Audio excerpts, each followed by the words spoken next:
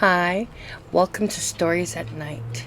Today's episode is dedicated to all you young adults out there who love a good scare. So turn off your lights, grab a blanket, and get ready for a tale of horror that will send shivers down your spine.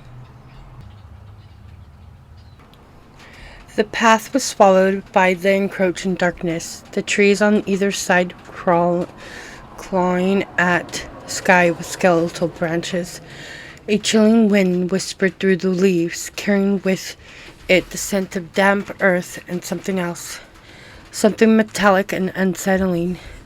This was Blackwood, a forest whispered about in hushed tones in the nearby town of Oak Haven.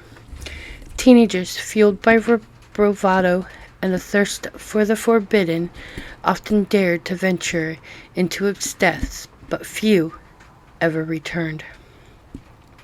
Sarah, a girl of 17 with a rebellious streak and a penchant for the macabre, was one of the few who dared. Armed with a flashlight that cast a feeble beam against the oppressive gloom, she pressed onward, her heart a frantic drum against her ribs. Beside her walked Mark, her boyfriend, a lanky boy with a nervous disposition and a flashlight that seemed even weaker than hers. They were joined by Emily, Sarah's best friend, a pragmatic girl who usually kept them grounded, but even she couldn't deny the allure of the Blackwood. "Are you sure about this, Sarah?" Mark asked, his voice barely a whisper. It's really creepy," Sarah scoffed, her breath misting in the cold air. "Relax, Mark. It's just a forest. What's the worst that could happen?" Emily, ever the voice of reason, chimed in. "We should stick to the path and no wandering off. Remember what old Miss Gable said about the things that live in here." They followed. Miss Gable, a wizened woman with eyes that seemed to see too much, had warned them about Blackwood.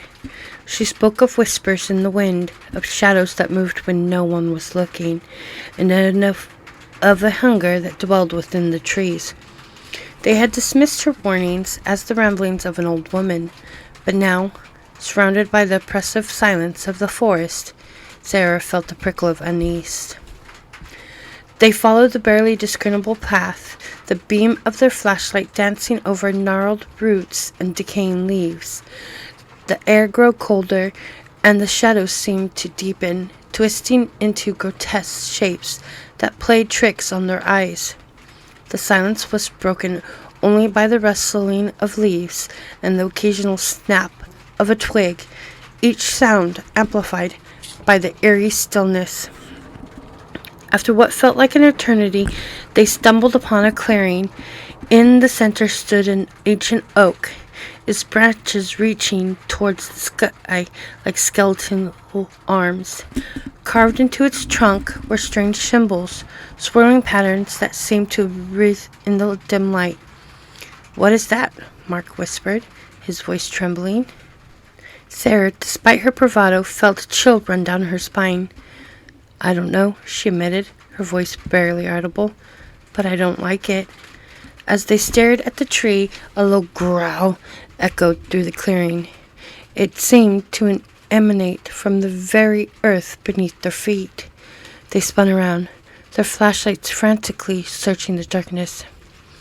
Then they saw it, a pair of glowing red eyes, burning like embers in the gloom. They were followed by a hulking salute, a creature of immense size and power.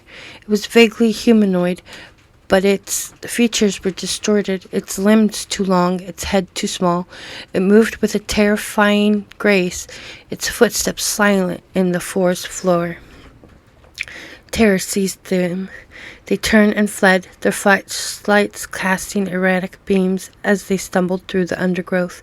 The creature pursued them, its growls growing closer, its red eyes burning in their minds. They ran until their lungs burned and their legs ached.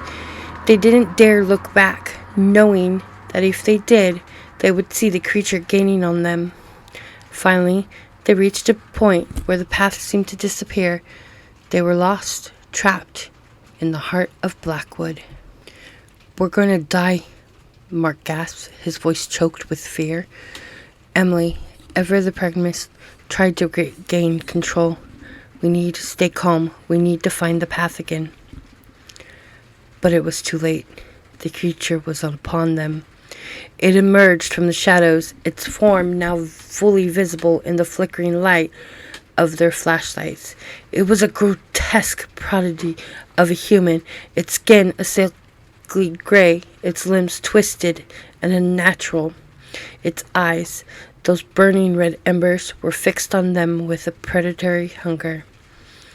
It lunged. Sarah screamed. As the creature's claws raked down her arm, Mark cried out as it slammed into him, throwing him to the ground. Emily, frozen in terror, could only watch as the creature advanced. Then, a strange thing happened. As the creature reached for Emily, its form flickered, its features blurring, the red eyes seemed to dim, and the growls turned into a series of clicks and whirs. The creature stumbled, its form shifting, and then, with a final shudder, it vanished. Silence descended upon the clearing, broken only by the ragged breaths. They looked at each other, stunned and disbelieving. What was that?" Mark stammered, scrambling to his feet. Sarah clutched her injured arm, her eyes wide with shock. I don't know." Emily, her face pale, slowly approached the ancient oak. She reached out and touched the strange symbols carved into its trunk. As their fingers traced the swirling patterns, a faint light emanated from the tree. Then, the forest around them began to change. The trees seemed to recede, the shadows to dissipate, the air grew warmer, and the scent of damp earth was replaced by the sweet fragrance of wildflowers. They looked around, bewildered. They were no longer in the Blackwood. They were in a sun-drenched meadow, the ancient oak standing tall in the center. Where are we?"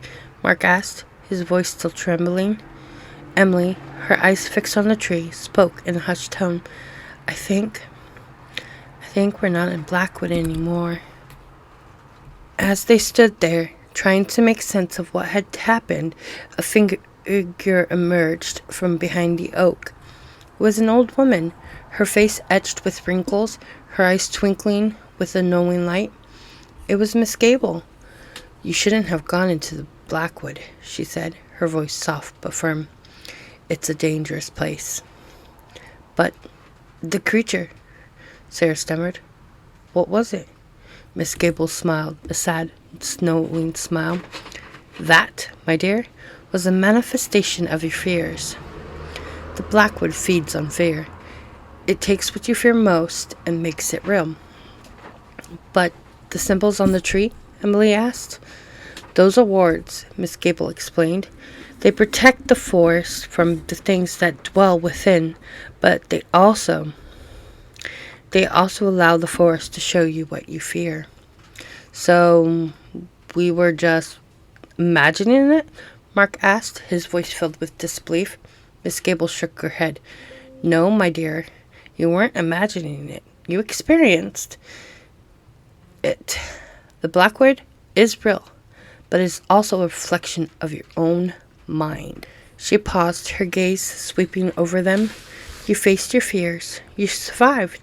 But the Blackwood, it never truly lets you go. It will always be there, waiting for you to return." Then, with a final smile, she vanished, leaving them alone in the meadow. They looked at each other, the weight of her words settling upon them. They had escaped the Blackwood, but the experience had changed them. They would never be the same. They turned and walked away from the ancient oak, back towards the path that led to Oak Haven. As they walked, Sarah noticed something. The wound on her arm, The one the creature had inflicted was gone. There was no scar, no mark of the attack. But as she looked at her arms, she saw a faint, swirling pattern identical to the symbols carved into the oak tree. It's etched into her skin. It was a reminder of what they had faced and what they had become. The Blackwood had shown them their fears, and in doing so, it had left its mark. They were free, but they were also forever changed.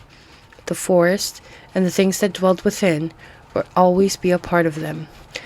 And as they walked, they knew, with a chilling certainty, that they would never truly escape the Blackwood. It would always be waiting in the shadows, in their minds, in the whispers of the winds. Thank you for joining us on this hair-raising journey. Stay tuned for more tales in the next episode of our podcast. And remember, when darkness falls, be careful who or what you let into your house. Good night and pleasant nightmares.